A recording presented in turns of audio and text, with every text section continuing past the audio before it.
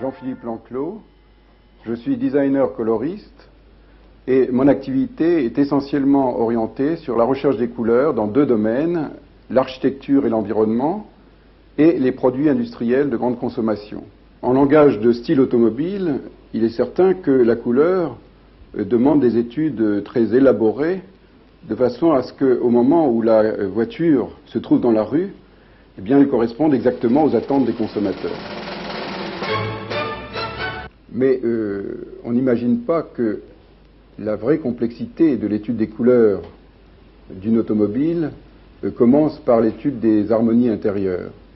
En effet, l'intérieur de l'automobile est composé d'environ 200 à 250 pièces dont il faut analyser et coordonner de façon très approfondie toutes les harmonies. Longtemps, l'automobile a vécu en milieu clos, celui des ingénieurs, des spécialistes qui évoluent dans un univers essentiellement masculin. Aujourd'hui, le style automobile est obligé de tenir compte de l'évolution des tendances de la mode et de la clientèle féminine. Cette évolution implique une réflexion sur les couleurs qui se répercute bien entendu au niveau de la définition des intérieurs et des carrosseries de l'automobile. Mais aussi l'analyse des couleurs, des tendances de la mode montre combien ces tendances déterminent une sectorisation de ces couleurs en fonction du lieu géographique.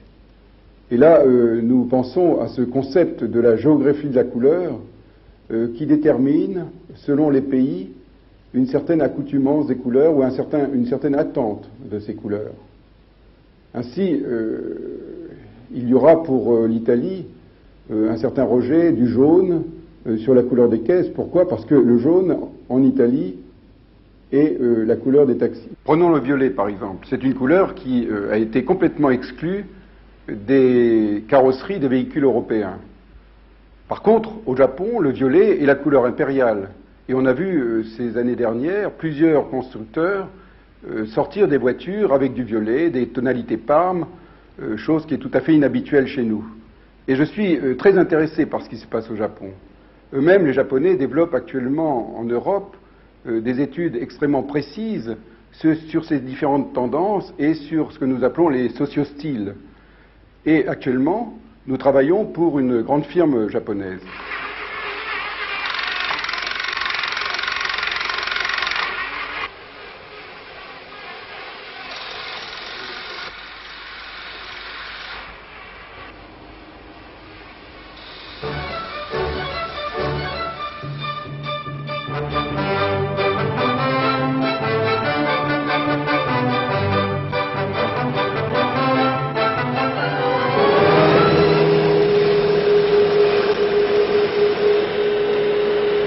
Nous partirons de ce dessin.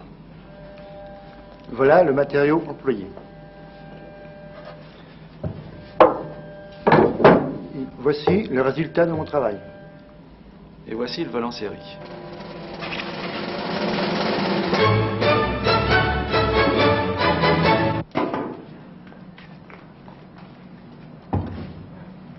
C'est ici qu'on réalise nos premiers volumes pour la planche de bord.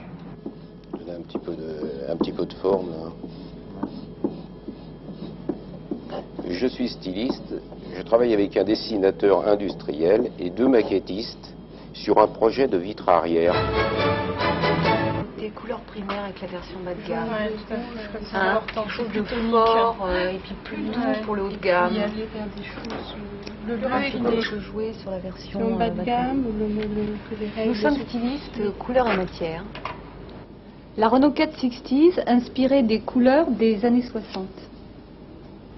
Ceci est une étude pour la Super 5 Énergie.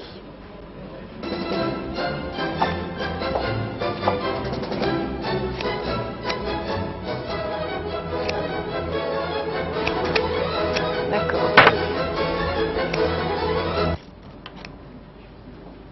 Le travail consiste à dessiner à partir des données de la direction du produit l'ensemble de l'habitacle de l'automobile. Je suis en train de dessiner l'intérieur du break Nevada et de prévoir certains systèmes de modularité interne.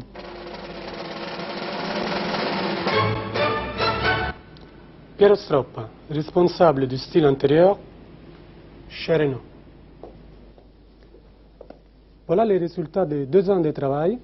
Celle-ci, c'est une maquette entièrement faite à la main, en résine et en bois, sur un support métallique.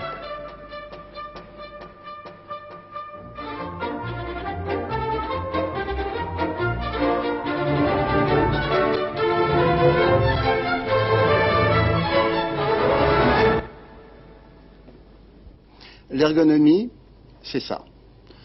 Son objectif, c'est de faire rentrer toutes ces personnes dans le véhicule, tout en leur assurant des conditions de confort optimales. C'est une tâche qui est très difficile et qui ne se fait pas seule. Il faut un travail de collaboration très étroite avec les ingénieurs et notamment les stylistes qui s'occupent de l'aménagement intérieur du véhicule. Un certain nombre de points importants doivent être pris en compte, notamment les problèmes de visibilité. Conduire, c'est voir. Or, la position des yeux à l'intérieur du véhicule peut être très variable d'un individu à l'autre.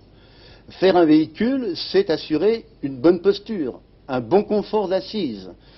Faire un bon véhicule, c'est assurer une bonne disposition des commandes.